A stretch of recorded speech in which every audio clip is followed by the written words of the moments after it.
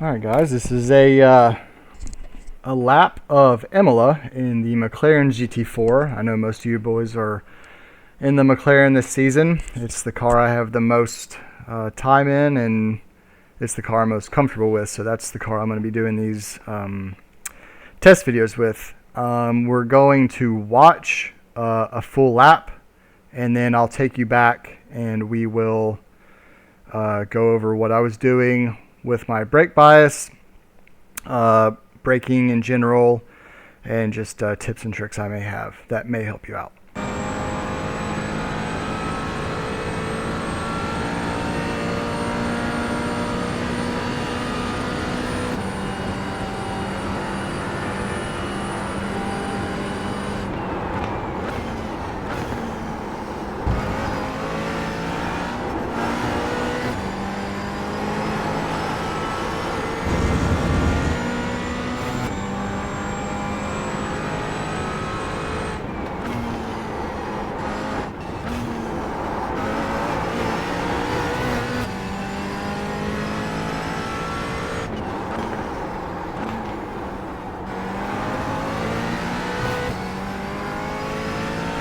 I'm trying to continue to aim the VR headset where I would be looking. I'm kind of mimic driving right now, so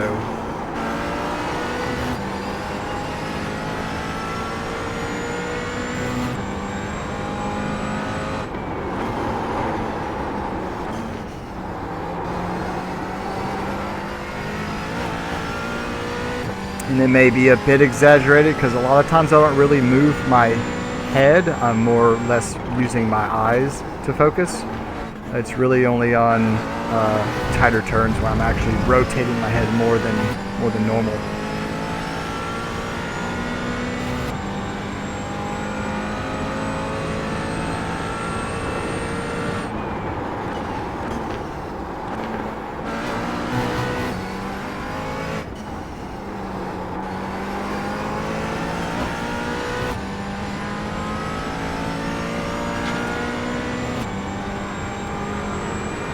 That is a lap of Imola at a 150 dead.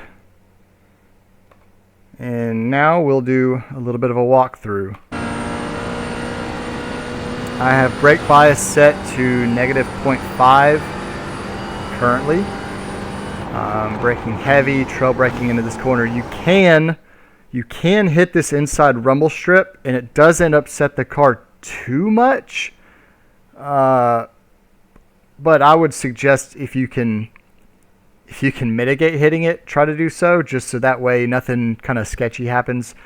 It's best to really aim at the middle turtle on each of these corners. Yeah, let's see.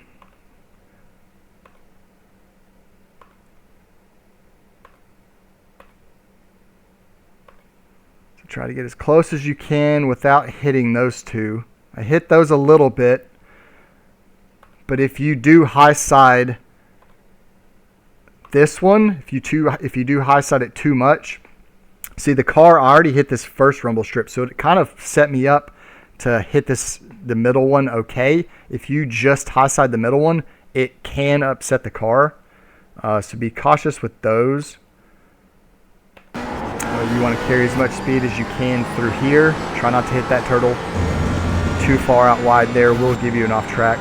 This one you can cut these turtles a decent amount. Let's see here. They don't really too much upset the car. I didn't hit them this time, but on previous corners I have. That one you want to be careful with because going out too far here, where I am is about the limit for a 1X. And if you hit that turtle taking that right-hander, it's gonna push you wide. So you can take more turtles here on the left. Try not to hit the one on the right.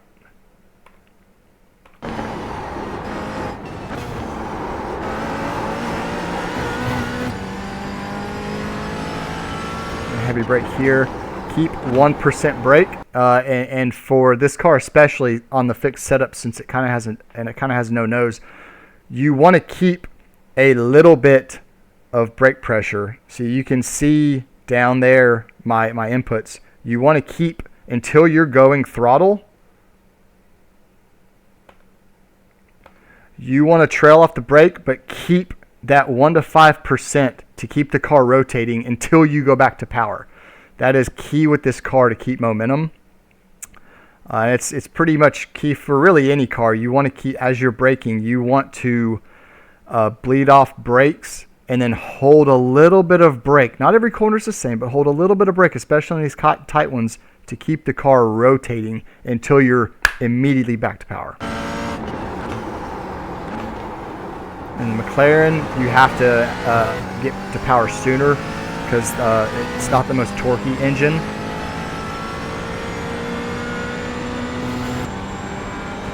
Here I'm breaking down to, I believe it is second, flooring out. This is about the point, actually. Let me go back. Earlier I said I had bias at negative 0.5. I up this hill, I'll go ahead and dial it back up to the positive, to positive 0.5, and I'll explain why. This corner's fine. It's this next complex of corners. If you're not careful and you have too much negative bias, the car will want to rotate out from under you. So especially right here, as you crest this first turn, you're going to be hard on brakes here, and you're going to let up a little. You're going to trail off again. But if you get back to brakes too soon, see, it's already starting to want to unwiden on me. If you have it in the negative here, you're more than likely going to loop. So either set the bias forward for the entire race if you don't want to change back and forth, or at least for this corner, dial it up a little bit. I recommend, especially on this car, as you go through the tire wear, you're going to want to put the bias more rearward because the nose is not going to want to turn, and bias is going to help the car rotate. But for this track specifically, it's very difficult to just maintain a consistent bias and be as fast as you can everywhere. Here, this is a very difficult corner, and I still feel like I'm not getting it right here. I probably have, through this whole lap, I probably have another 4/10 I can get. But here, you want to set yourself up for as good exit as you can. You don't want to carry too much speed in. Focus more on your exit, because someone behind you, it's going to be easier for them to pass you if they can get a good exit, and you compromise your exit by trying to maintain your entry speed. You want to bleed off as much speed so you can really launch out of that exit to protect this next one. This one, they changed the off track, so you can pretty much aggressively take these curves now. Like that would have been a 1X previously, but here that seemed to be fine.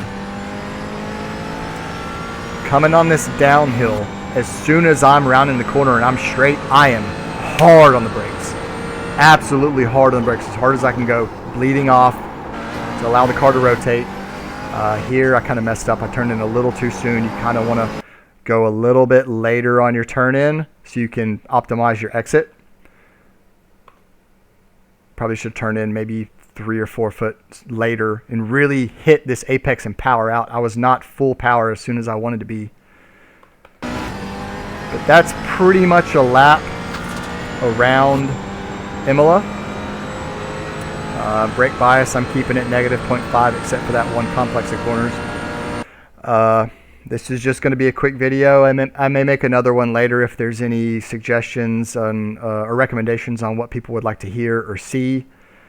But I think that'll do it for now. And I'm honestly thinking about doing possibly Sunday, like a 1 or 2 hour coaching session. Get in the GT4s, get a bunch of guys out here and teach some defensive and attacking techniques that could help y'all.